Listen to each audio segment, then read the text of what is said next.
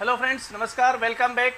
स्वागत है आपका दीप्ति सिंह आईएएस एकेडमिक में। मेरा नाम है जितेंद्र सिंह डोडिया और मैं यहां पर चर्चा करने वाला हूं, आपके साथ बात करने वाला हूं एमपीपीएससी और पीई एग्ज़ाम के लिए बहुत ही इंपॉर्टेंट सब्जेक्ट भूगोल की।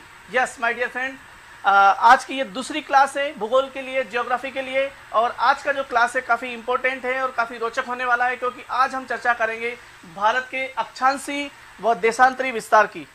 तो बने रहिएगा सब। तो let us start with the today's class. And जैसा कि मैंने आपको बताया कि अगर आपको एमपीपीएससी या पीई एग्ज़ाम की तैयारी कर रहे हैं तो हमारी क्लासेस के लेटेस्ट अपडेट या फिर नोटिफिकेशन चाहिए तो आप हमारा YouTube channel Deepti Singh academy join कर सकते हैं।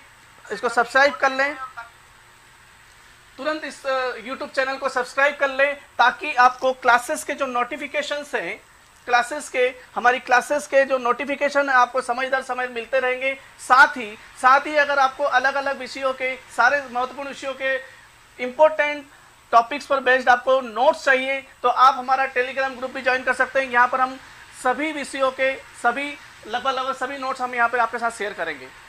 So let us start. चूँकि साथियों हमारी ये दूसरी क्लास है तो मैं आपके साथ थोड़ा सा क्विक रिविजन करना चाहूँगा पहली क्लास का। लेकिन उससे पहले मैं चाहूँगा कि हम पहले क्लास स्टार्ट करें उससे पहले मैं चाहूँगा कि आप अपने दोस्तों के साथ इस क्लास की जल्द से जल्द लिंक शेयर कर दें, ताकि सारे मैक्सिमम फ्रेंड्स हमारे साथ आ जाए और ये इस क्लास को ज़्यादा से ज़्यादा स्टूडेंट्स अटेंड कर सके। फटाफट शेयर कर दीजिए। और हम स्टार्ट कर रहे हैं आज की सेकंड क्लास, जियोग्राफी। पहली क्लास हमारी कल हो चुकी है। मैं आपको बता दूं कि जियोग्राफी पर हमारी डेली क्लास रहेगी। यह क्लास लाइव रहेगी, डेली 8 बजे आप हमारे साथ लाइव जुड़ सकते हैं और लाइव ऑनलाइन कोचिंग का आप एंजॉय कर सकते हैं, लुत्फ उठा सकते हैं। तो फटाफट अपने साथियों, अपने ग्रुप्स में शेयर कर दीजिए इसकी लिंक। और बिना देरी करे हम आज का सेकंड क्लास स्टार्ट करते हैं। सेकंड क्लास जो हमारी दूसरी क्लास है उसको स्टार्ट करने पहले मैं पहली क्लास का क्विक रिवीजन कर देना चाहता हूं। साथियों, हमने देखा था कि हमने बात करी थी ज्योग्राफी की। ज्योग्राफी हमने बताया था कि ज्योग्राफी का मीनिंग क्या होता है। ज्योग्राफी एक बेसिकली ग्रीक भाषा का शब्द है जिसका मीनिंग होता है पृथ्वी का वर्णन करना। और ये जो सब्जेक्ट है ये डेवलप किया गया है, मतलब मूलतः यूनानी और हम कह सकते हैं अरबियों द्वारा इस सब्जेक्ट का विकास किया गया है।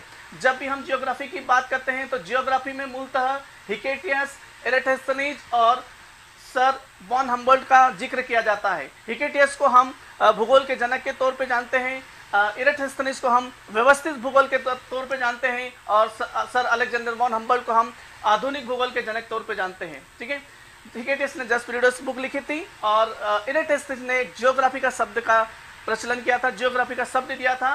एंड अलेक्जेंडर वॉन हम्बोल्ट ने कॉस्मोस बुक लिखी थी, साथ ही साथ इन्होंने क्लाइमेटोलॉजी शब्द का भी प्रचलन दिया था।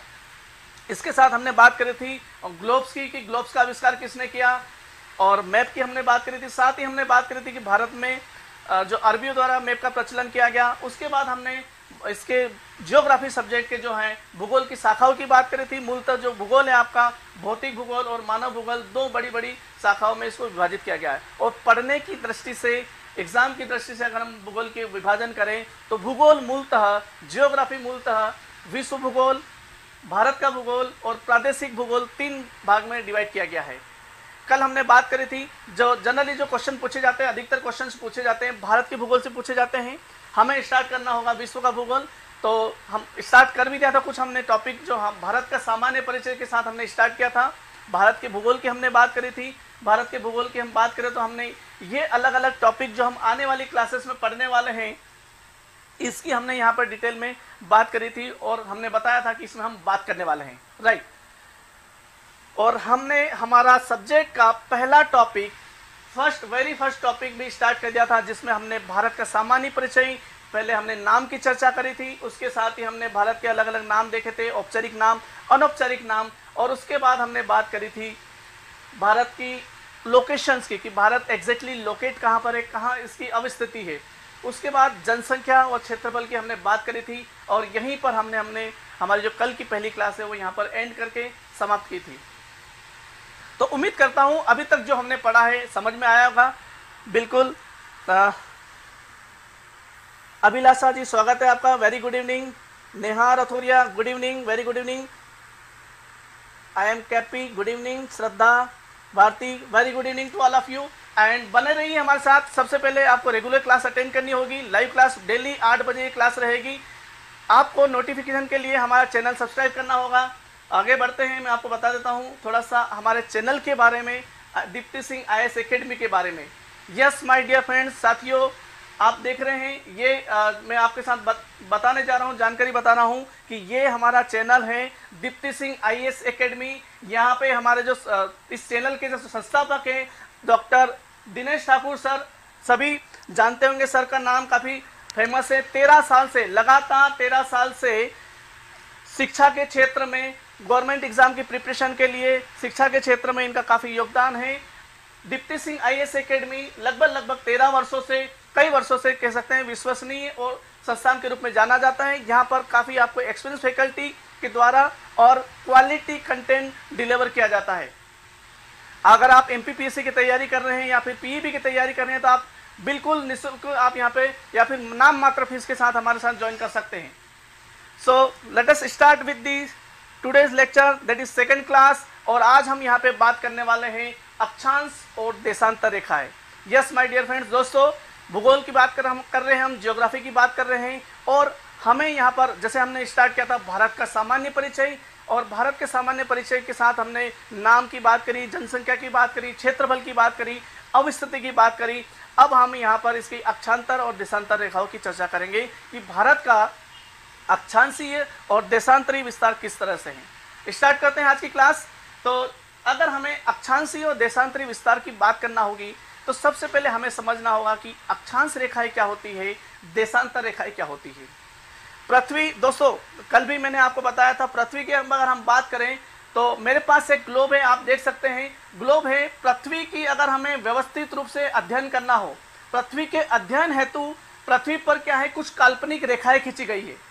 कुछ रेखाएं ऊर्ध्वाधर खींची गई है, वर्टिकल खींची गई है, और कुछ रेखाएं क्षैतिज खींची गई है, हॉरिजॉन्टल खींची गई है। कुछ रेखाएं आड़ी खींची गई है, कुछ रेखाएं खड़ी खींची गई है। और ये जो रेखाएं काल्पनिक रेखाएं हैं, काल्पनिक रेखाएं, लेकिन इनका महत्व पूरा है अध्ययन के लिए।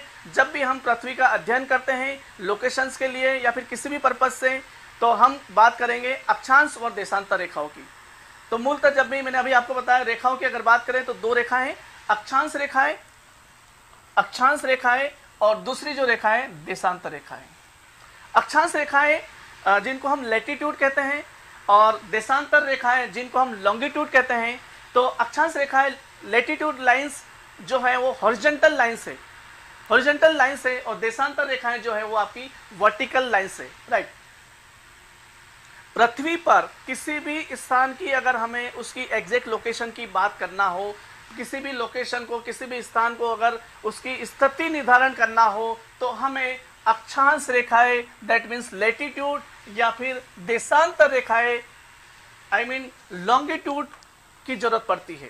ठीक है, मैं आपको थोड़ा सा यहाँ पे डायग्राम के थ्रू या फिर ड्राइंग के थ्रू समझाने की कोशिश करता हूँ। दोस्तों, मान लीजिए ये हमारी अर्थ है और अर्थ पर दो तरह की रेखाएं खींची गई है, horizontal lines and vertical lines. जो हॉरिजॉन्टल लाइंस है, जो आड़ी रेखाएं हैं, ये आपकी अक्षांश रेखाएं कहलाती हैं, लैटिट्यूड लाइंस कहलाती है। और ये जो खड़ी रेखाएं हैं, खड़ी रेखाएं कुछ इस तरह से खींची गई हैं, ये खड़ी रेखाएं आपकी लॉन्गिट्यूड कहलाती हैं, देशांतर रेखाएं कहलाती हैं। मेरे ख्याल से क्लियर होगा आपको। बहुत ही डिटेल में इन चीज़ों को हम डिस्कस करने वाले हैं, क्योंकि मैंने कल भी आपको बताया था हमारा ये सब्जेक्ट बहुत ही शुरुआती स्तर पे है, इनिशियल स्टेज पे है। तो इनको हमें शुरुआत के जो टॉपिक से बहुत अच्छे से व्यवस्थित तरीके से समझना होगा। So good evening to all of you. Rajni Kushwaha, very good evening. Horizontal and vertical and yes, very good, right, okay, very good. So start करते हैं। हमने बात करी अभी अक्षांश रेखाओं की, क्या होती है अक्षांश रेखाएं और देशांतर रेखाएं। पृथ्वी पर किसी भी स्थान की वास्तविक स्थिति अगर हमें रिप्रेजेंट करना हो तो हम इन रेखाओं की मदद से करेंगे। ध्यान रखिएगा, ये रेखाएं काल्पनिक है, अध्ययन हेतु इनका हमने डेवलपमेंट किया है। और आगे बढ़ते हैं। अक्षांश रेखाओं की मैं बात कर रहा हूँ। अक्षांश मतलब लैटिट्यूड, धरातल पर हम बेसिकली बात करेंगे उत्तर से दक्षिण, मतलब उत्तर से दक्षिण या फिर मध्यांतर रेखा या फिर विषुवत रेखा। जैसे ये हमारी अर्थ है और अर्थ के जो एकदम सेंटर पे जो लाइन खींची गई है उसको हम कहते हैं विषुवत रेखा, भूमध्य रेखा, इक्वेटर। ठीक है, तो इससे अगर हम ऊपर जाते हैं तो उत्तर की ओर हम जा रहे हैं, इससे अगर हम नीचे जा रहे हैं दैट मीन्स हम दक्षिण की ओर जा रहे हैं, राइट। तो अगर हम पृथ्वी की सतह पर उत्तरी तरफ या फिर दक्षिणी तरफ मूव करते हैं या फिर अपनी पोजीशन चेंज करते हैं, हमारी स्थिति बदलते हैं, तो यहाँ पर हमें बात करनी होगी अक्षांश रेखाओं की। अक्षांश रेखाएं क्या होती है? अक्षांश रेखाएं क्या होती है कि पृथ्वी को जो भूमध्य रेखा है जो दो भागों में डिवाइड करती है, उत्तरी गोलार्ध और दक्षिणी गोलार्ध में, तो इसके साथ, इसके सापेक्ष में, इसके रेफरेंस में अलग अलग एंगल पर, अलग अलग डिग्री पर हमने अलग अलग बहुत सारी लाइंस ड्रॉ करी हैं। लाइंस हमने इमेजिनरी लाइंस को ड्रॉ किया गया है। ठीक है, तो ये एक तरह से कोणीय स्थिति है। कोणीय स्थिति कहने का मतलब ये है कि सपोज मैं बात करूं पृथ्वी का केंद्र सपोज यहाँ पे है, मान लीजिएगा पृथ्वी का केंद्र यहाँ पर है और इस रेखा के सापेक्ष में अगर मुझे 1 डिग्री का कोण बनाना हो तो कोण लगभग इस तरह से बनेगा। ठीक है, 1 डिग्री का कोण इस तरह से, इधर भी और इधर भी, और इन दोनों कोणों को अगर मैं ज्वाइंट करता हूं तो ये ज्वाइंट करने वाली जो रेखा बनेगी, ये ज्वाइंट करने वाली जो लाइन बनेगी, ये क्या कहलाएगी? आपकी 1 डिग्री अक्षांश रेखा। 1 डिग्री अक्षांश रेखा, क्योंकि मैंने इसको हमारी भूमध्य रेखा के सापेक्ष में 1 डिग्री पे ड्रॉ किया है। भूमध्य रेखा के सापेक्ष में मैंने इसको 1 डिग्री पे ड्रॉ किया है, that is 1 degree. This is ये 1 डिग्री का कोण अगर है तो ये क्या कहलाएगी? आपकी 1 डिग्री अक्षांश रेखा है। इसी तरह से अगर हम ऊपर बढ़ते हैं 1 डिग्री, 2 डिग्री, 3 डिग्री, 4 डिग्री, कहां तक जाएंगे हम? 90 डिग्री तक। 90 डिग्री पे जो लाइन बनेगी वो क्या कहलाएगा? हमारा उत्तरी पोल या फिर नॉर्थ पोल।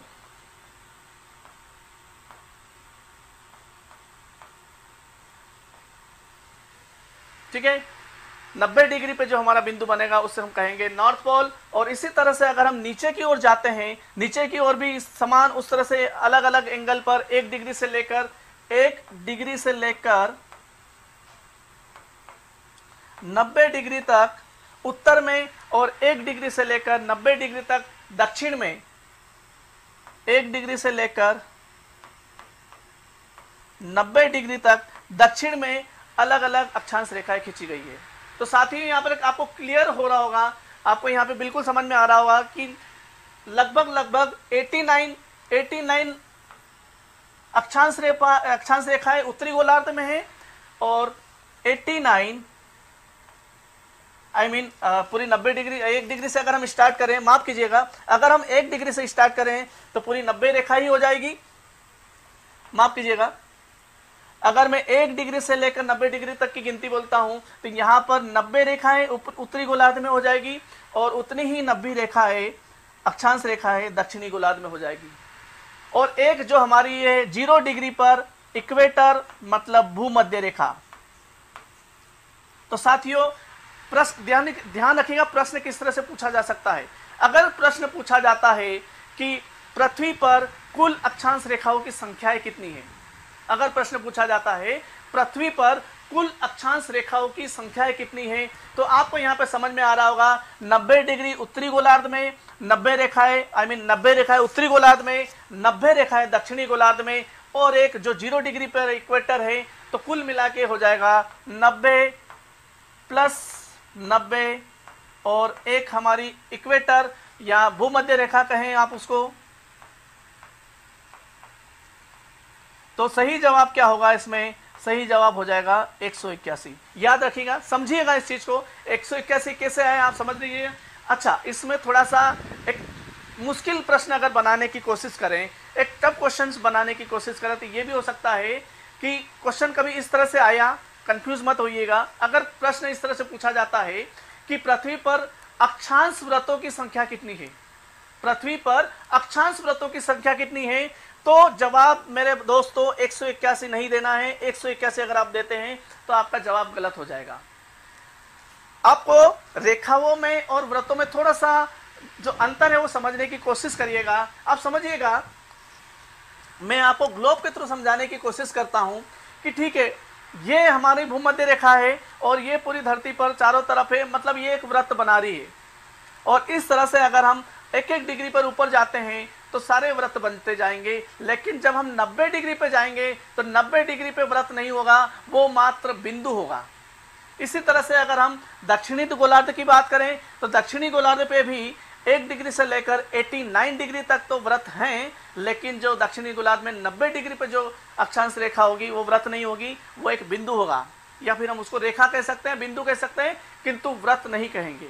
ठीक है, तो अगर व्रतों की संख्या कहेंगे तो एक व्रत ऊपर से कम हो जाएगा, मतलब जो एक रेखा है उसको हम व्रत नहीं कहेंगे, अपना उत्तरी पोल वाला, और उसी तरह से दक्षिणी पोल पे जो रेखा आपकी अक्षांश रेखा है वो भी व्रत नहीं कहलाएगी और वो भी रेखा कहलाएगी। तो इस तरह से अगर आपको प्रश्न पूछा जाता है तो आपको विकल्प टिक करना है।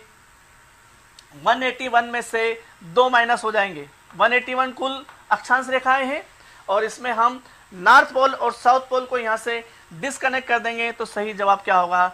सही जवाब हो जाएगा आपका 179। कभी कभी थोड़ा सा प्रश्नों को मुश्किल बनाने के लिए इस तरह से क्वेश्चन पूछे जा सकते हैं, तो आपको इसमें बिल्कुल भी कंफ्यूज नहीं होना है। और चीज़ें अगर आप अच्छे से समझ के पढ़ेंगे, आराम से पढ़ेंगे, तो आपको चीज़ें समझ में आएगी। और बिल्कुल जी, आपको कोई भी क्वेश्चन हो, कोई भी क्वेरी हो, आप चैट बॉक्स में डाल के पूछ सकते हैं। भारतीय मानक समय आधारित है। हम आने वाले समय में हो सकेगा तो आज की ही क्लास में हम भारतीय मानक समय की भी बात करेंगे। हम देशांतर रेखाओं की जब बात करेंगे तो हम समय को भी समझेंगे कि समय किस तरह से प्रभावित होता है अलग अलग जगहों पे। ओके, आगे बढ़ते हैं। सो अभी जैसे मैंने अक्षांश रेखाओं की बात करी, इसी तरह से जो देशांतर रेखाएं हैं, देशांतर रेखाएं अभी जैसे हमने देखा कि अक्षांश रेखाएं क्या हो रही है, उत्तर से दक्षिण तक वेरी हो रही है, बदल रही है। अगर हम उत्तर से स्टार्ट करते हैं तो 90 डिग्री, 89 डिग्री, 88 डिग्री, फिर 0 डिग्री, फिर हम दक्षिण में जाते हैं तो 0 डिग्री से 1 से लेकर 90 डिग्री, मतलब उत्तर से जब हम दक्षिण में जाएंगे तो हमारी जो अक्षांश रेखा है वो बदल जाएगी। उत्तर से दक्षिण में जाने पर अक्षांश रेखाओं में परिवर्तन आ रहा है। और अगर हम पूर्व से पश्चिम, ये हमारा पूर्व है और ये पश्चिम है, आपको पता होगा कि जिस दिशा से सूर्योदय होता है उसको हम पूर्व कहेंगे। और पूर्व से अगर हम पश्चिम में जा रहे हैं तो देशांतर रेखाएं बदलेगी, देशांतर रेखाओं का वेरिएशन होगा। तो अगर हम देशांतर रेखाओं की चर्चा करें या फिर देशांतर रेखाओं की परिभाषा की अगर बात करें तो धरातल पर किसी भी स्थान की अगर हम पूर्व से पश्चिम की स्थिति की अगर बात करते हैं, पूर्व से पश्चिम की अगर स्थिति की बात करते हैं तो हमें किसकी जरूरत लगेगी? हमें लॉन्गिट्यूड की जरूरत लगेगी, देशांतर की जरूरत लगेगी। राइट, आगे बढ़ते हैं। अभी मैंने एक आपको मोटे तौर पे, एक इंट्रोडक्शन के तौर पे या फिर शुरुआती तौर पे मैंने बताया कि अक्षांश रेखाएं क्या होती है और देशांतर रेखाएं क्या होती है। अब थोड़ा सा इसको समझते हैं अक्षांश रेखाएं और देशांतर रेखाओं को। तो जब मैंने अभी बात करी अक्षांश रेखाओं की, जैसे कि आप देख सकते हैं जो आपका लॉन्गिट्यूड है, देशांतर रेखा है। जैसे अभी मैंने अक्षांश रेखाओं के बारे में बात करें तो रेफरेंस लाइन क्या थी हमारी? भूमध्य रेखा, विषुवत रेखा, या फिर उसको इक्वेटर भी कहते हैं। 3 अलग अलग नाम है। लेकिन अब जब हम देशांतर की बात करते हैं तो देशांतर के लिए जो हमारी रेफरेंस लाइन होगी, जहां से हम सारे एंगल मेजर करेंगे, रेफरेंस लाइन होगी, वो क्या कहलाएगी? प्रधान यामोत्तर रेखा। प्रधान यामोत्तर रेखा या फिर prime meridian line. Prime meridian line के सापेक्ष में ही हम हमारी जो देशांतर रेखा है उनको अलग अलग एंगल पर ड्रॉ करते हैं। ठीक है, विषुवत रेखा की अभी हम ऑलरेडी बात कर चुके हैं साथियों, और मैं आपको थोड़ा सा यहाँ पे अक्षांश रेखाओं को डिटेल में थोड़ा समझाने की कोशिश करता हूँ। चूंकि ये जो सब्जेक्ट है, ये जो हमारा टॉपिक है, काफ़ी रोचक टॉपिक है और कई बार कितने ही क्वेश्चन इस पर्टिकुलर टॉपिक से पूछे गए हैं।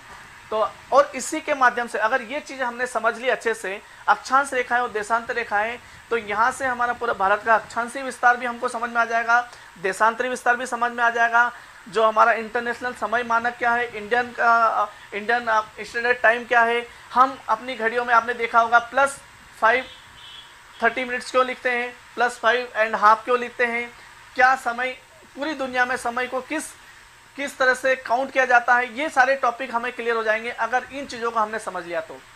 ओके, तो मैं अभी यहाँ पर फोकस्ड बात करने वाला हूँ अक्षांश रेखाओं पे। अक्षांश रेखाओं की हम बात करने वाले हैं। आप देख रहे हैं यहाँ पे डायग्राम, और ये चित्र में जैसे कि दर्शाया गया है, आपको दिख रहा होगा कि रेड कलर में ये इक्वेटर है, इक्वेटर जो कि 0 डिग्री पे होती है। और यहाँ से उत्तरी गोलार्ध की ओर अगर हम अलग अलग एंगल पे मूव करते हैं तो हमारे क्या होगा, 90 डिग्री तक वेरी होगा। और उसी तरह से अगर हम दक्षिणी गोलार्ध में मूव करते हैं तो 90 रेखाएं हमारी यहाँ पर भी आएगी। क्या क्या है, क्या मीनिंग है इसका, मैं क्या बताना चाह रहा हूँ आपको, समझिएगा। पहली चीज तो अगर बात करें तो मैंने अभी आपको बताया कि कोणीय दूरी है, एंगुलर डिस्टेंस, पृथ्वी के केंद्र से आपकी इक्वेटर लाइन को रेफरेंस मानकर, पृथ्वी के केंद्र से इक्वेटर लाइन को रेफरेंस मान के, पृथ्वी के केंद्र से इक्वेटर लाइन को रेफरेंस मान के अलग अलग एंगल पे आप ड्रॉ करेंगे, कोणीय स्थिति पता करेंगे तो क्या होगा, आपकी अक्षांश रेखाएं उत्पन्न होगी, अक्षांश रेखाएं ड्रॉ होगी। ठीक है, और ये जो रेखाएं हैं ये क्या होती है, आपकी इक्वेटर के समानांतर होती है, इक्वेटर के समानांतर होती है। समझिएगा दोस्तों, आपने जैसे बात करते हैं ना, हम प्याज काटते हैं, टमाटर काटते हैं, तो उसमें जो कटिंग होती है वो एक दूसरे के पैरेलली होती है। आप देखिएगा लगभग पैरेलली होती है। तो वही एक बहुत अच्छा व्यवहारिक उदाहरण है आपका अक्षांश रेखाओं का। मैं पिक्चर को थोड़ा अच्छे से बनाने की कोशिश करता हूँ। अर्थ के हम डायग्राम बनाने की कोशिश कर रहे हैं, गोल बने तो अच्छा रहेगा। तो साथियों, ये हमारी भूमध्य रेखा है जो कि 0 डिग्री पर है, भूमध्य रेखा है 0 डिग्री पर है। और इस भूमध्य रेखा के सापेक्ष में अगर हम अलग अलग अक्षांश रेखाओं की बात करें अलग अलग एंगल्स पे, तो आप देख सकते हैं, आपको बहुत ही क्लियरली यहाँ पे दिख रहा होगा कि जो अक्षांश रेखाएं हैं वो क्या होती है, एक दूसरे के समानांतर होती है। ठीक है, अक्षांश रेखाएं एक दूसरे के समानांतर होती है। इसका मतलब ये है कि 2 अक्षांश रेखाओं की बीच की दूरी समान होगी। तो सवाल यहाँ पे पैदा होता है, सवाल बिल्कुल पैदा होता है, और कई बार एग्जाम में भी पूछा गया है कि 2 अक्षांश रेखाओं की बीच की दूरी कितनी होती है। 2 अक्षांश रेखाओं के बीच की दूरी कितनी होती है, तो 2 अक्षांश रेखाओं के बीच की दूरी की अगर हम बात करें तो याद रखिएगा 111 किलोमीटर। चूंकि ये रेखाएं एक दूसरे के समानांतर है, इनके बीच की दूरी हमेशा समान रहेगी। ये जो मैंने कहा 111 किलोमीटर आप किसी भी जगह मेजर करेंगे, किसी भी रेखा के बीच में मेजर करेंगे तो आपको वही मिलेगा। तो कहने का मतलब ये है, ये जो हमने पॉइंट चर्चा करी कि जो अक्षांश रेखा है वो एक दूसरे के समानांतर होती है, और इसमें इनके परस्पर दूरी जो वो एक तरह से समान रहती है।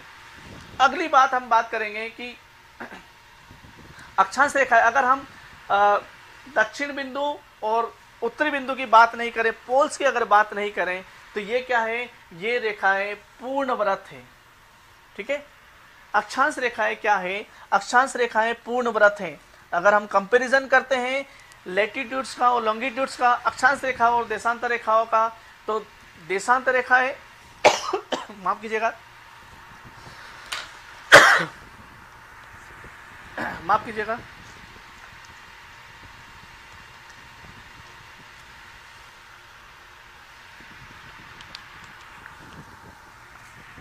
जी। तो अक्षांश रेखा जो है पूर्णतः व्रत होगी, एक दूसरे के पैरेलल होगी, दोनों के बीच की दूरी समान होगी। हम किन्हीं भी रेखाओं की किसी भी स्थान पे बात करें तो दूरी जो समान रहेगी, कितनी दूरी रहेगी, 111 किलोमीटर। वही बात हम कर रहे हैं कि व्रत जो है, सारी रेखाएं व्रत होगी, लेकिन जो हमारे नॉर्थ पोल और साउथ पोल है वो व्रत नहीं कहलाएंगे, वो क्या कहलाएंगे, आपके बिंदु के रूप में परिवर्तित हो जाएंगे, उनको हम बिंदु कहेंगे। इसी तरह से अगर हम नंबर ऑफ लाइंस की बात करें तो नंबर ऑफ लाइंस क्या रहेगी, आपकी टोटल रेखाएं, अक्षांश रेखाओं की बात करें तो 181 रहेगी, और अगर हम व्रत की बात करें तो 179 रहेगी। ये मैं बार बार इसलिए फोकस कर रहा हूं दोस्तों कि ये पूछा गया है ताकि हमें चीज़ें क्लियर रहें। बार बार मैं बता रहा हूँ इसलिए कि हमें इसमें कन्फ्यूजन ना रहे, और जब भी परीक्षा में प्रश्न पूछा जाता है तो हम उसको सही जवाब पे क्लिक करें और कन्फ्यूज ना हो। आगे बढ़ते हैं। अब जैसे हमने अक्षांश रेखाओं की बात करी, तो मैं यहाँ पे कुछ महत्वपूर्ण लाइंस की बात करना चाहूँगा कि इंपॉर्टेंट लाइन कौन कौन सी है, ठीक है, और ये इंपॉर्टेंट क्यों है, इसकी भी हम चर्चा करेंगे। अब टोटल 181 लाइन्स है, टोटल 179 सर्कल्स है। हम सभी की चर्चा नहीं करेंगे, हमारे लिए 5 से 6 जो चीज़ें हैं वो इंपॉर्टेंट है, उसकी हम चर्चा कर लेते हैं। तो साथियों, सबसे पहले जो महत्वपूर्ण अक्षांश रेखाओं की मैं बात कर रहा हूँ, तो सबसे पहले मैं बात करूँगा विषुवत रेखा की या फिर विषुवत व्रत की। विषुवत व्रत का क्या महत्व है, तो अभी हमने बात करी थी कि ये क्या करता है, हमारी पृथ्वी को 2 बराबर भागों में डिवाइड करता है, उत्तरी गोलार्ध और दक्षिणी गोलार्ध में, और इसी के सापेक्ष में हम बाकी सारी रेखाएं खींचते हैं, बाकी सारी अक्षांश रेखाएं खींची जाती है। तो ये जो लाइन है मैं यहाँ पे आपको ड्रॉ करके बताने की कोशिश करता हूँ। ये जो लाइन है आपको दिख रही होगी, ये जो लाइन है 0 डिग्री पर, ये हमारी विषुवत रेखा है या फिर विषुवत व्रत है। यहाँ से विषुवत व्रत से 23.5 डिग्री पर 23 डिग्री पर बात करें तो 23.5 डिग्री पर उत्तरी गोलार्ध में और 23.5 डिग्री पर दक्षिणी गोलार्ध में एक महत्वपूर्ण रेखा आती है। दोनों के अलग अलग नाम हैं। तो उत्तरी गोलार्ध की अगर मैं बात करूं, उत्तरी गोलार्ध में जो 23.5 डिग्री पर जो व्रत है या फिर रेखा है, उसको हम ट्रॉपिक ऑफ कैंसर के नाम से जानते हैं, कर्क रेखा के नाम से जानते हैं। इसी तरह से दक्षिणी गोलार्ध की मैं बात करूं तो दक्षिणी गोलार्ध में जो 23.5 डिग्री पे जो व्रत है या फिर जो लाइन है, उसे हम ट्रॉपिक ऑफ कैप्रिकॉर्न के नाम से जानते हैं, ट्रॉपिक ऑफ कैप्रिकॉर्न या फिर मकर रेखा। मैं बताऊंगा इनका इंपॉर्टेंस क्यों है, क्योंकि हमने 23.5 डिग्री पे ही क्यों लिया, 22 पे या फिर उस पर क्यों नहीं चर्चा करी, यही रेखाएं क्यों महत्वपूर्ण है, इसकी भी हम चर्चा करेंगे। इसके बाद आर्कटिक व्रत, जैसे हमने 23.5 डिग्री पे बात करी, उसके बाद 66.5 डिग्री पर 66 डिग्री एंड 5 मिनट पे 66 डिग्री पे जो है वो रहेगा हमारा आर्कटिक व्रत, और दक्षिणी गोलार्ध में जो रहेगा 66 डिग्री पे अंटार्कटिक व्रत, ये वाला। आपको मेरे ख्याल से दिख रहा होगा, समझ में आ रहा होगा। तो दोनों ही गोलार्ध में, उत्तरी गोलार्ध में 66 डिग्री पर और दक्षिणी गोलार्ध में 66 डिग्री पर हमारे महत्वपूर्ण सर्कल हैं, आर्कटिक सर्कल और अंटार्कटिक सर्कल। अगली जो है उत्तरी ध्रुव, और अगला जो इसके बाद रहेगा दक्षिणी ध्रुव। उत्तरी ध्रुव 90 डिग्री पे और दक्षिणी ध्रुव अपना 90 डिग्री पे। अब इनका क्या महत्व है, देखिए आप, इनका क्या महत्व है। देखो, पूरी जो पृथ्वी है अलग अलग रेखाओं में हमने बात करी, अक्षांश रेखाओं में बात करी। ये जो बीच वाला भाग है, ये वाला जो भाग है, मैं आपको बताना चाह रहा हूँ, ये मैं शेडेड एरिया के थ्रू आपको दिखाना चाह रहा हूँ। ये जो भाग है, पृथ्वी के इस भाग पर सूर्य की सीधी किरणें पड़ती है। पृथ्वी का ये जो भाग है, इस भाग पर सूर्य की सीधी किरणें पड़ती है। इसका मतलब ये है कि यहाँ पर जो है मौसम बराबर अनुपात में बदलता है, गर्मी और सर्दी के रूप में, और यहाँ पर हम कह सकते हैं कि तापमान जो है ज़्यादा रहता है। इस क्षेत्र को हम क्या कहते हैं, उष्णकटिबंधीय क्षेत्र कहते हैं। और ये जो यहाँ से लेकर अगर मैं बात करूँ, अब इसको हम विस्तार में भी चर्चा करेंगे जब हम विश्व भूगोल की बात करेंगे। अभी हम चूंकि केवल भारत की बात कर रहे हैं, लेकिन कुछ जो टॉपिक है जो हमें साथ ही साथ कवर करना होंगे, हमें भारत के अक्षांशीय व देशांतरी विस्तार की चर्चा करना है, तो हमें यहाँ पे क्लियरली समझना होगा कि अक्षांश रेखाएं क्या होती है, देशांतर रेखाएं क्या होती है, वो इंपॉर्टेंट लाइंस क्या होती है। फिर भी एक चर्चा चालू हुई है तो हम इसको समझ लेते हैं। ये अपना उष्णकटिबंधीय क्षेत्र होता है और इसे हम कहते हैं शीतोष्ण कटिबंधीय। यहाँ पर सूर्य की सीधी रेखाएं नहीं होती है, लगभग तिरछी रेखाएं पड़ती हैं। ये जो भाग है यहाँ पर सूर्य की सीधी रेखाएं नहीं पड़ती हैं, और इनको हम कहते हैं शीतोष्ण कटिबंधीय क्षेत्र, क्योंकि यहाँ की जलवायु ठंडी होती है और यहाँ की जलवायु गर्म होती है। यहाँ पर आपको जंगल भी ज़्यादा मिलेंगे। जंगल इस क्षेत्र में आपको दक्षिण अफ्रीका जो जंगलों के लिए काफ़ी मशहूर है, तो जंगल वाला क्षेत्र भी ज़्यादा मिलेगा, पेड़ पौधे ज़्यादा मिलेंगे। क्या होता है कि सूर्य की किरणें बराबर मात्रा में अगर मिल रही है आपको, तो जो पौधों के लिए इसका बेनिफिट ये हो जाता है कि उनको प्रॉपर मात्रा में, पर्याप्त मात्रा में भोजन मिल जाता है। जो पौधे होते हैं, जो भी पेड़ पौधे होते हैं, जो अपना भोजन है वो सूर्य की प्रकाश में बनाते हैं, फोटोसिंथेसिस के थ्रू। तो जब प्रकाश, सूर्य का प्रकाश पर्याप्त मात्रा में मिलेगा तो अपना भोजन पर्याप्त बनाएंगे, और अपना भोजन पर्याप्त बनाएंगे तो उनका विकास पर्याप्त होगा। तो इसी कारण इस क्षेत्र में आपको घने जंगल मिलेंगे। और ये जो हमारे ये हैं ध्रुव है, और यहाँ पे न के बराबर हम कह सकते हैं सूर्य की किरणें पड़ती हैं, तो यहाँ पर पूरे टाइम बर्फ जमी रहती है। और ये उत्तरी ध्रुव हो गया, दक्षिणी ध्रुव हो गया, 66-66.5 डिग्री से लेकर 90 डिग्री तक। तो इतना ही मैं यहाँ पे आपको बताना चाहूँगा इम्पोर्टेंस के बारे में। इन लाइन की अगर इम्पोर्टेंस की बात करें तो आगे बढ़ते हैं साथियों।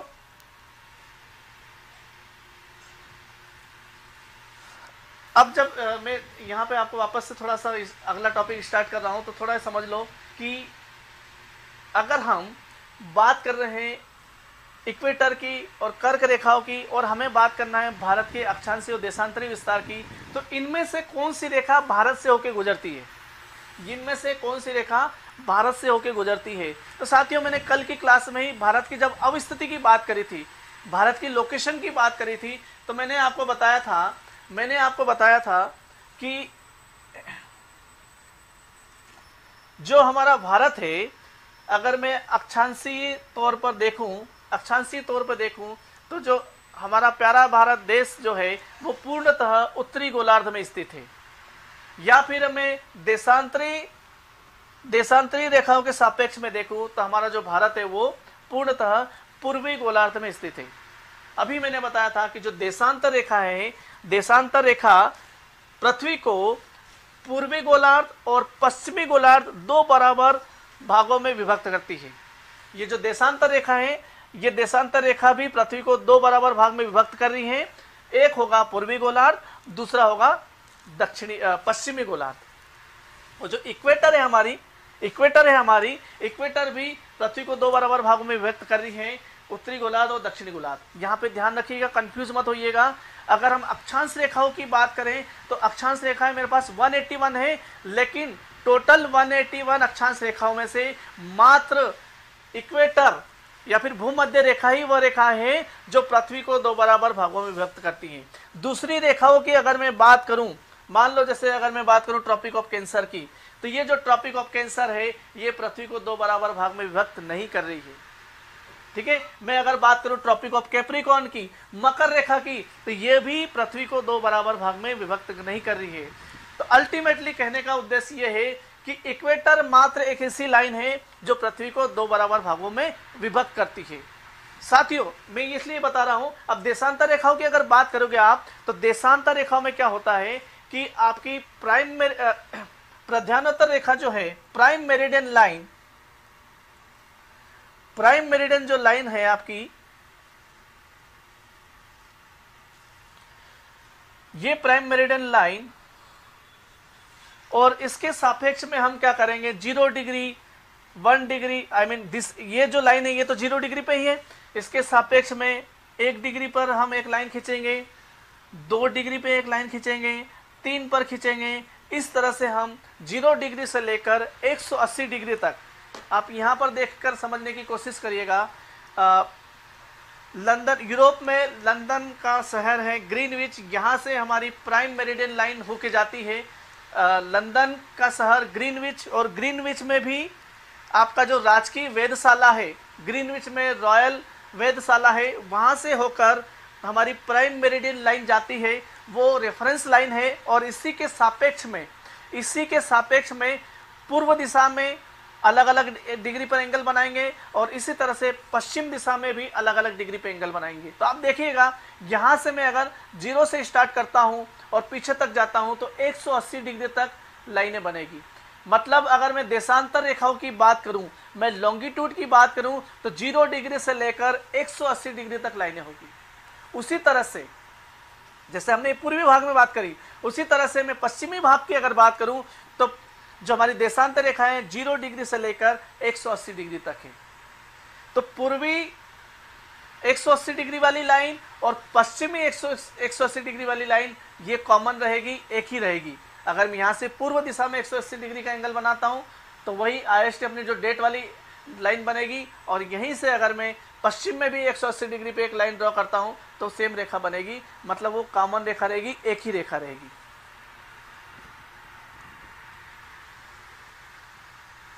मैं चैट एक बार एक्सेस कर लेता हूं, किसी का कोई सवाल हो तो बिल्कुल आप यहां पे डाल दीजिएगा। जी अरुण मिश्रा जी, PDF मिल जाएगा आपको।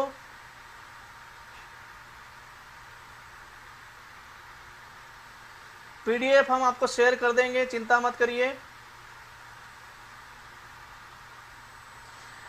मेरी वीडियो अगर आपको क्लियर नहीं आ रही है तो आप अपने ब्राउज़र में ही, यूट्यूब में ही वीडियो क्वालिटी को थोड़ा सा चेंज कर लीजिए, वहां से आपको क्वालिटी मिल जाएगी।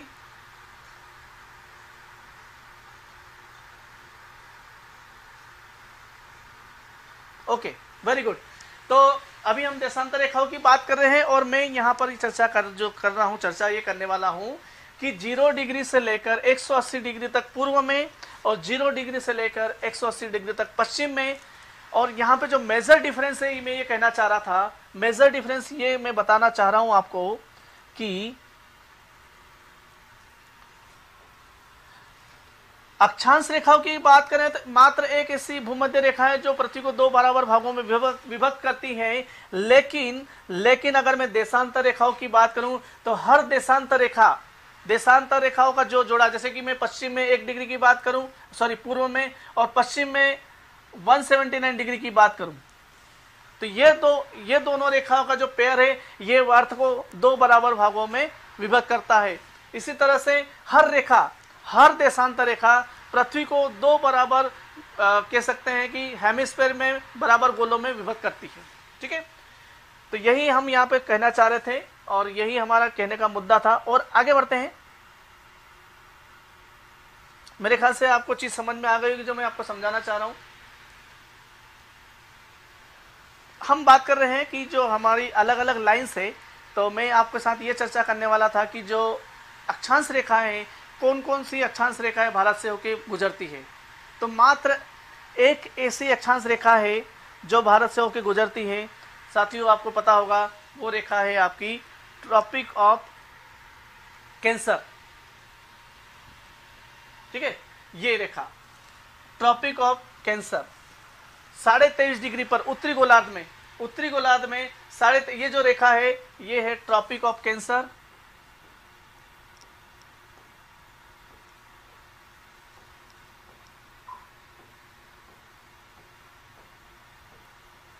ट्रॉपिक ऑफ कैंसर 23.5 डिग्री पर, इसको हम ऐसे भी लिखते हैं। तो ये जो रेखा है भारत से होकर गुजरती है। और अगर सवाल पूछा जाता है, बिल्कुल सवाल बनता भी है कि अगर भारत से होकर गुजर रही है तो भारत के कौन कौन से राज्य से होकर गुजरेगी, प्रश्न पूछा गया है एग्जाम में, याद रख लीजिएगा। तो यहाँ पर मेरे सामने लिखे हुए देखिए, सबसे पहले अगर ये जो लाइन है ट्रॉपिक ऑफ कैंसर अगर भारत से होकर गुजर रही है तो सबसे पहले राज्य कौन सा आ रहा है आपका, गुजरात। उसके बाद अगर हम बात करें, हम पूर्व से पश्चिम से पूर्व की ओर जा रहे हैं, तो गुजरात के बाद थोड़ा सा राजस्थान का हिस्सा भी आएगा, थोड़ा सा हिस्सा राजस्थान का भी है। तो गुजरात के बाद क्या रहेगा, राजस्थान। उसके बाद मध्य प्रदेश, चौथे नंबर पे हम बात कर सकते हैं छत्तीसगढ़ की, 5वें नंबर पर झारखंड, 6ठे नंबर पर पश्चिम बंगाल, और उसके बाद त्रिपुरा और मिजोरम। तो कुल मिला के ये 8 ऐसे राज्य हैं जहां से कर्क रेखा गुजरती है, ट्रॉपिक ऑफ कैंसर पास होती है। साथियों, आप इसको याद रखिएगा, लेकिन इसको आप अब्रिविएशंस के फॉर्म में या फिर शॉर्टकट के फॉर्म में याद रखने की कोशिश मत करिएगा। क्योंकि क्या होता है, अगर आपने शॉर्टकट के फॉर्म में याद रखने की कोशिश करी तो हो सकता है सीक्वेंस गड़बड़ हो जाए। और क्वेश्चन इस तरह से भी कभी कभी पूछा जाता है, चार राज्यों के नाम दे दिए और बोल दिया जाएगा कि आप इन राज्यों को आप पश्चिम से पूर्व की सीक्वेंस में जमाइए, तो उस समय फिर गड़बड़ हो जाएगी। अगर आपने कुछ शॉर्ट ट्रिक्स के थ्रू याद करा तो वहाँ पे सीक्वेंस काम नहीं करेगी। तो आपको जो याद रखना है, थोड़ा सा कभी मेहनत लगे, लेकिन आपको सीक्वेंस में ही याद रखना है, ताकि एग्जाम में अगर किसी भी इस तरह का अगर प्रश्न पूछा जाता है तो हमसे गलती की संभावना ना हो। उम्मीद करता हूँ आपको समझ में आया होगा। आगे बढ़ते हैं। देशांतर रेखाओं की चर्चा कर लेते हैं क्विकली, फटाफट इसको खत्म करते हैं। हम काफी अच्छा टाइम दे चुके हैं, मेरे ख्याल से आपको समझ में भी आ गया होगा। तो देशांतर रेखाएं नंबर 1 मोस्ट इंपॉर्टेंट थिंग जो अभी तक मैंने आपको नहीं बताई है, ये अर्धवृत्ताकार होती है, ये सेमी सर्कल होती है। ठीक है, अगर हम अब कंपैरिजन कर रहे हैं हम अक्षांश रेखाओं का और देशांतर रेखाओं का, तो अक्षांश रेखाएं एक दूसरे के समानांतर होती है, देशांतर रेखाएं एक दूसरे के असमानांतर होती है। मतलब स्वाभाविक सी बात है, इनके बीच की जो दूरियां हैं वह असमान रहेगी, समान नहीं रहेगी। अगर आप देशांतर रेखाओं की बात करें तो आप यहाँ पे चित्र के माध्यम से भी समझ सकते हैं कि ध्रुवों पर अगर हम देशांतर रेखाओं की स्थिति की बात करें तो ध्रुवों पर अलग अलग देशांतर रेखाओं में कम से कम दूरी होती है या फिर शून्य दूरी होती है। इसी तरह से ध्रुवों की अगर बात करें तो, और अगर मैं इक्वेटर पे बात करूं, इक्वेटर पर दो देशांतर रेखाओं में, दो लॉन्गिट्यूड में अधिकतम दूरी होती है। सवाल पैदा होता है अधिकतम दूरी होती है, कितनी दूरी होती है? क्वेश्चन बिल्कुल आया, पूछा गया एग्जाम में कि इक्वेटर पर दो देशांतर रेखाओं के बीच अधिकतम दूरी कितनी होती है, या फिर पृथ्वी के किस भाग में दो देशांतर रेखाओं के बीच अधिकतर दूरी होती है और कितनी होती है? तो हमें याद रखना है 111.320 या फिर 3.2 किलोमीटर।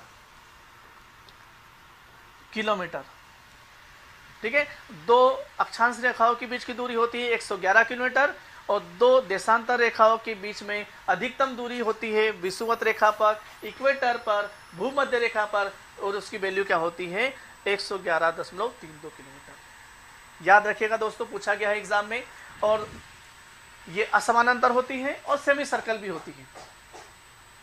और इस बात की भी हम चर्चा कर चुके हैं कि ये ध्रुवों पर जाकर मिल जाती है, अभिसरित हो जाती है। मतलब वहां पर जाकर, जैसे अभी एक प्रश्न बना कि अधिकतम दूरी कहां पे होगी? इक्वेटर पे होगी, वेरी गुड।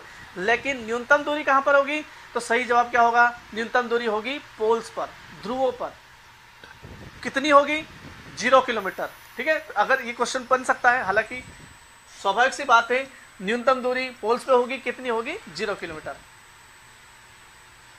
अभी इसकी चर्चा भी कर लेते हैं कि जो आपकी देशांतर रेखा है कहाँ से पास होके जा रही है। तो ये जो देशांतर रेखा है, जो स्टैंडर्ड लाइन है जहाँ से हम सारे एंगल मेजर करते हैं, जो हमारी रेफरेंस लाइन है जिसको हम प्राइम मेरिडियन लाइन कहते हैं, यामोत्तर रेखा कहते हैं, ये जो है आपका लंदन के ग्रीनविच शहर के ब्रिटिश राज की वेधशाला, मतलब ब्रिटेन की अब हम बात कर रहे हैं, ब्रिटिश की बात कर रहे हैं हम, यूके की बात कर रहे हैं, यूके, लंदन, यूके को हम ब्रिटेन के नाम से भी जानते हैं। ठीक है, ब्रिटेन की राजधानी लंदन। तो लंदन के जो शहर है, एक सिटी है ग्रीनविच, वहां पर जो आपकी रॉयल वेधशाला है, वहां से ये होके गुजर रही है। उस लाइन को हम, वहां पे जो गुजर रही है उसको हम क्या कहते हैं? 0 डिग्री लाइन, प्रधानोत्तर लाइन, या फिर आपकी प्राइम मेरिडियन लाइन। इसके साथ ही ये प्रधान यामोत्तर रेखा या फिर प्राइम मेरिडियन लाइन, सॉरी माफ कीजिएगा, प्राइम मेरिडियन लाइन। आगे बढ़ते हैं, क्विकली खत्म करने की कोशिश करते हैं। मैं फटाफट देशांतर रेखाओं की बात कर लेता हूं, फिर अब भारत के अक्षांशीय और देशांतर रेखाओं की हम अगली क्लास में चर्चा भी कर लेंगे। देशांतर रेखा, अभी हमने देखा कि जो प्राइम मेरिडियन लाइन है 0 डिग्री देशांतर पर है, तथा 180 डिग्री पूर्व और 180 डिग्री पश्चिम, ये दोनों मिलाकर पृथ्वी को 2 बराबर आधे गोलों में विभक्त करती है। हर रेखा, भले फिर हम 1 डिग्री पूर्व और 1 डिग्री पश्चिम की बात करें, 1 डिग्री पूर्व और 179 डिग्री पश्चिम की बात करें, तो वो भी क्या करेगी? पृथ्वी को 2 बराबर भागों में विभक्त करेगी। हर देशांतर रेखाओं का जो जोड़ा है वो पृथ्वी को 2 बराबर भागों में विभक्त करता है। ये मेजर डिफरेंस है। तो काफ़ी इंपॉर्टेंट पॉइंट्स हमने यहाँ पे देख लिए, डिस्कस कर लिए और समझ भी लिए, याद रखिएगा। और इन्हीं पर बेस्ड हम आगे के टॉपिक्स स्टडी करने वाले हैं। जब हम भारत के अक्षांशीय और देशांतरी विस्तार की बात करेंगे तो उनको हम उन्हीं टॉपिक्स को हम यहाँ पर डिटेल से इन्हीं कंसेप्ट बेस समझने वाले हैं। तो उम्मीद करता हूँ आपको समझ में आया होगा। अगला पॉइंट है प्रधान यामोत्तर रेखा या फिर प्राइम मेरिडियन लाइन जो है, ये आपकी 100 डिग्री यामोत्तर मिलकर, दोनों मतलब मिलकर पृथ्वी को बराबर भागों में विभक्त करती है। कई बार बता चुका हूँ, मैं बार बार इसलिए बता रहा हूँ, मैं बार बार बताने का उद्देश्य यही है मेरा कि ये चीज़ें हमको याद हो जाए, स्पष्ट रूप से समझ में आ जाए। कल भी मैंने बताया था, आज भी बता रहा हूँ कि किसी भी विषय को शुरुआत में अगर हमने अच्छे से समझ लिया, शुरुआत की क्लासों में हमने अच्छे से समझ लिया, तो उसका जो बेस है वो क्लियर हो जाता है। और एक बार हमारा बेस क्लियर हो गया तो आने वाले क्लासेस हमारी, अगर हम थोड़ा सा लेवल भी हाई कर देंगे, थोड़ी सी स्पीड भी बढ़ा देंगे, तो हमें वो अच्छे से समझ में आएगा। ठीक है, तो ये मैं कल इसको स्टार्ट करते हैं। आज समय हो गया है काफ़ी, थोड़ा सा जब हमने पहली क्लास स्टार्ट करी तो तकनीकी कारणों से 10 मिनट का डिले हो गया था। तो इस विषय को मैं कल आपके साथ चर्चा करने वाला हूँ। आप याद से, मैं आपको फिर से बता देता हूँ कि जो हमारी क्लास है डेली रात को 8 बजे स्टार्ट हो जाती, लाइव क्लास रहती है। आप कब मेरे साथ लाइव यहाँ पे अपने डाउट भी डिस्कस कर सकते हैं। एक बार मैं चैट एक्सेस कर लेता हूँ और फिर अपन आज की क्लास खत्म करते हैं। चैट में देख सकते हैं कि किसी का कोई सवाल तो नहीं है। बिल्कुल PDF मिल जाएगा। मैंने आपको क्लास शुरुआत में ही बताया आपको कि अगर आपको PDF चाहिए तो हमारा आप इंस्टाग्राम का एक ग्रुप है, वो आप प्लीज़ ज्वाइन कर लें। मैं एक अंतिम स्लाइड तक जाने की कोशिश कर रहा हूँ, वहाँ पे आपको चीज़ें क्लियर हो जाएगी। यस, इस दीप्ति सिंह IAS एकेडमी पर हम MPPSC और PEB के सभी विषयों पर क्लासेस ऑनलाइन प्रोवाइड करते हैं और सभी विषयों पर हम नोट्स भी प्रोवाइड करते हैं। अगर आपको नोट्स चाहिए तो हमारा टेलीग्राम ग्रुप आप ज्वाइन कर ले, और सारी क्लासेस अगर आपको ऑनलाइन लाइव अटेंड करना है तो हमारा यूट्यूब चैनल सब्सक्राइब कर ले, ताकि आपको समय दर समय नोटिफिकेशन मिलता रहे। So thank you so much दोस्तों। आशा करता हूँ आपकी आज की जो क्लास है आज की वर्थ रही होगी। आप इसी तरह से साथ बने रहिए और पढ़ते रहिए तो अच्छा लगेगा आपको भी और हमें भी। सो थैंक यू, जय हिंद, गुड नाइट।